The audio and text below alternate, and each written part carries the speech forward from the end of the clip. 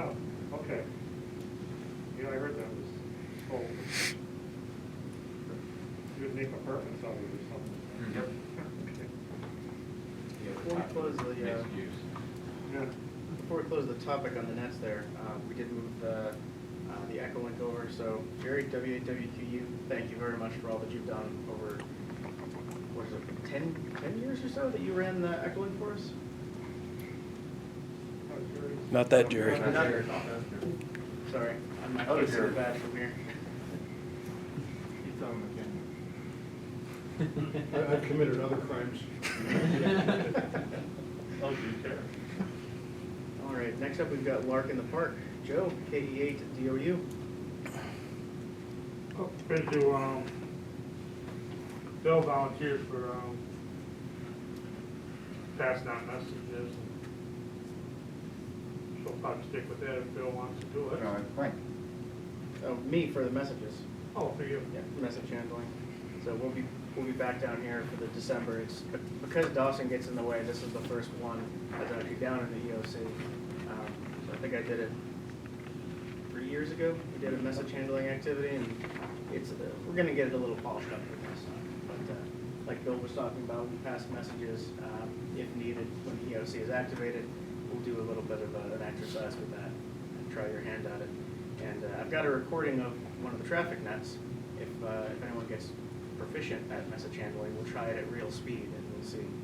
And then if you're really, really proficient, all the long distance nets are on CW and they're at basically talking speed.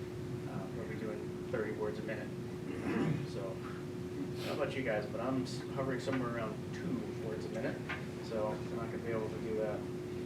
He said that again, please. And that's going to be on, what, the December 11th? December, oh, I apologize, but December I didn't put the day. December 10th. 10th. I think the 4th is.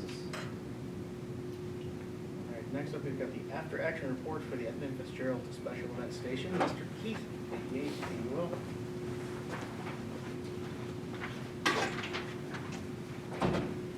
So we had a pretty good time down there. 9 or 10 people showed up, set up the antennas out on Belle Isle. Got 265 contacts.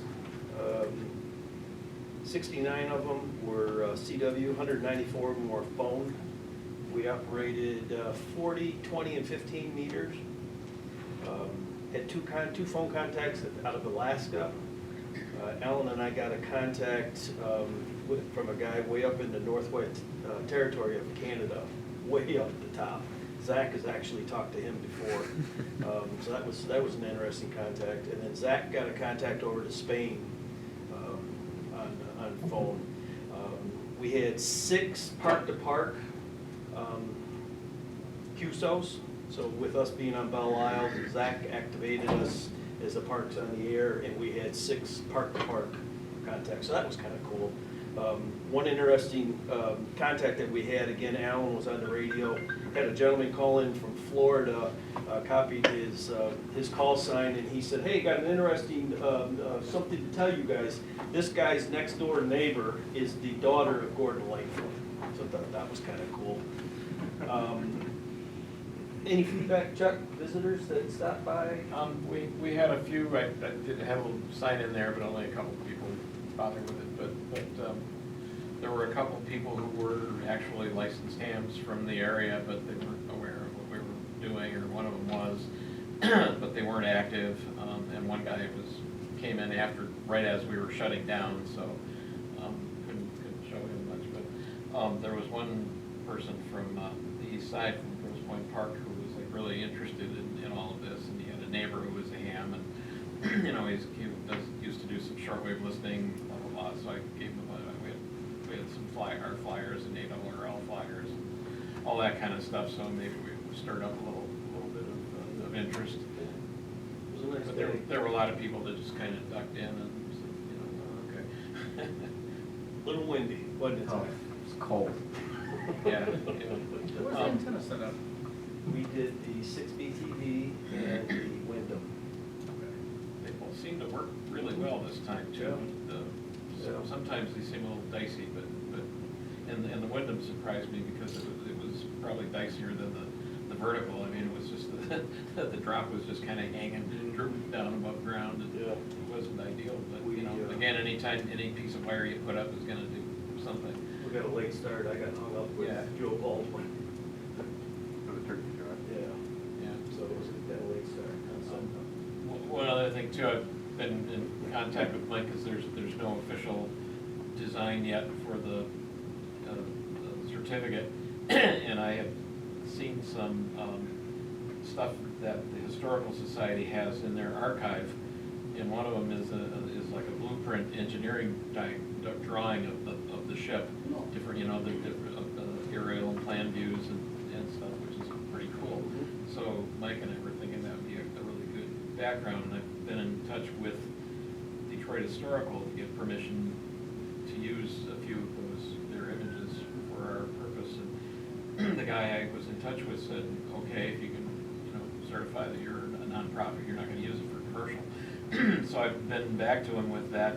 And I said, well, now I need to know how to download the files, because they just have thumbnails up on their archive site, which I haven't heard back from them yet, but as soon as we get those, we can pull that down and design some little certificate.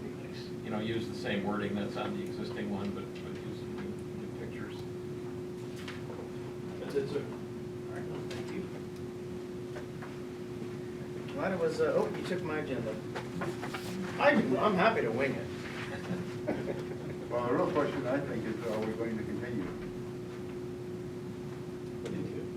At Dawson? at Dawson? And if so, we need to get somebody to contact them about reserving next year. That's a good point. I'll mention one other thing with regard to that too, is that I was back near the entry point, I had the computer set up and I was posting our frequency changes on about 4 different platforms. And in the midst of all that, I got a couple of emails from people at the club email address saying, I'm really happy you guys do this. I look forward to it every year. Another person said they hadn't done it before, but they thought it was really cool. And so there are people out there that watch for this event and either try to work it every year, or when they find out about it, they think it's kind of a neat observance. So, you know, I hope we can keep it up for a bit longer. If I'm gonna end up working every time that we have a Dawson event, I have to get an HF whip on the back of the vehicle so I can sneak out at night and try to do some Remote, set up a remote. When Gordon and I got there, though, they thought that we were coming the next week. I guess they were off a week, so, you know, but took her a while to contact her boss and get, you know, get the permission to go in and get set up. Didn't cause any conflicts though? No, it just took, it's just a slight delay, but miscommunication, I guess. Well, after last year, the problem we had then, I think it behooves us to have somebody that's going to monitor that, and one, contact him, and then when we get closer, confirm it. Yeah. I agree. All right. Lark Swap is going to return on Saturday, February 26th at VFW Post 345. That's on Schoolcraft in Redford. The venue is going to do for-purchase breakfast and lunch options for us this year, so we don't need to operate and staff a kitchen. Info for the potential vendors is going to be sent out in the coming, it says months, but at this point it's going to be the coming week or two. We've got a little bit of information put together. Keep an eye out on the website. Once we get that vendor packet all finalized and put together, we'll be putting all that pertinent information on the website. So the way that the ticket sales are going to work for that, you can buy vendor tables on the website, and if you buy a vendor table on the website, you can purchase your entry ticket as well. Vendor tables no longer come with an entry ticket. What we're not going to do is do just general admission tickets on the website. It's an awful lot of purchasing and transactions to track on our end at the check-in table. So if you're buying a table, you can buy it on the site, and you can also pick up your entry ticket at the same time. So that's all I've got for old business. Is there any additional old business? Any topic we brought up before that we need to bring back up tonight? On to new business. More of a reminder than new business, but elections do take place in February for the executive board roles. You must be an active full member, meaning 2022 dues are paid to hold one of those offices or to vote for anyone holding those offices. If you're interested in running for any of these roles, please speak to the current office holders. As a reminder, the executive board roles are president, vice president, secretary, treasurer, and public information officers. The appointed positions, which is all of the other roles in the club, and there are numerous ones of them, they will be approved at the incoming, by the incoming board at the March board meeting. So that's all I've got tonight. Any additional new business topics?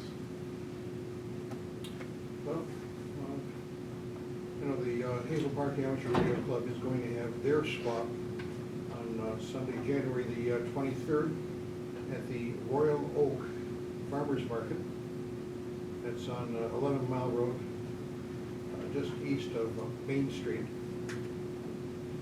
And we're sharing the venue with their usual flea market, antique flea market and stuff like that. But we have, I think, room for at least 100 vendors. So should be something good. Nice to be able to get out and about again. Very much agree. What was the date on that again? January what? I believe it's the 23rd. It's a Sunday. Very good. Yeah, I'm familiar with the farmers market. It's a really nice venue. I hope it's not going to be too drafty. Yeah, it could be. Yeah, that'll be just like ours. It's going to be a chilly swap for sure. Additional new business tonight. Right. We used to do it. I apologize. We haven't met in person in so long. Any questions or comments or concerns from anyone assembled here? I know we dropped that on Zoom because it was too difficult. Try to keep everyone muted through the meeting and then open the floor up. Any announcements from anyone? Any questions, concerns? Well, can I relate a little something to you? Last January, we had a class, technician class. My daughter in Colorado was part of that. She got her technician license. A couple months later, she got her general. And she joined a local club in the Denver area, bought her equipment, and a couple weeks later, two guys from the club came up saying that they were the A-team. They set up her antenna, hooked up the gear, made a contact, then handed the mic over to her. And I wish all clubs would have an Elmering team like that. I certainly think we can do something like that, especially once we start pulling people back in person. Hopefully we can get more people than just Keith and I on the roof of someone's house. My wife won't let me anymore. And that's kind of why we stepped up for a lot of people that needed antenna work. There were a lot of guys that were like, you know what, we'll just get on the roof for you. We don't want you to risk it. No more crazy pitched roofs. Nothing with machinery involved. No boom lifts. No 5-point harnesses. That's a little much. Well, if you want me to give that presentation, do you really need a tower? Again, give you some pointers on. So you scared me off of the towers when I saw that, but I've got one in the shed, so I'm still on the fence a little bit. Those guys are still working. We'll come down to you. That's fair. Right. So the next item on the list is actually the Elmering Activities Helping Hands. So does anyone have any topics or projects that they need help with? I think we'll go to radio topics. Well, while they're up there, you could hook up a feed line to them. Yeah. Check my coaxial connection. That's what you just tell people, that I want to load up my gutters. Oh, sorry, we gotta clean them out. Oh, that took care of it, thanks. We've transmitted from here back when that antenna was wrapped into the tower, so if we can tune up a tower, we can tune up some gutters. That should not be bad. All right, anything for the cork board? Anyone looking to buy or sell amateur radio equipment or accessories? And as always, please discuss prices off the air.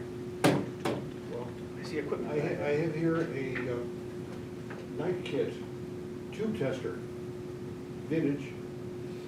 I'm told it works very well, and it's reasonable price. So anyone want to come take a look at it? We'll talk about it. All right. Anything else I for the wonder court if board? Dan might be interested in that. Good. Got a warehouse full of tools. All right, our upcoming meetings and events, the next general meeting is going to be on January 24th. Like we said, the location will be announced. The February 28th general meeting will be held at the Plymouth Library. And thanks again, Mike, for getting that set up. The next board meeting is going to be on December 13th, and as always, the large 2-meter net is Thursdays at 8 on the 145.35 megahertz KUNS repeater, minus offset 100 hertz PL, and on Echo Link at KUNS-R. Anything else before we close tonight, gentlemen? All right, we'll call it at 1945 local.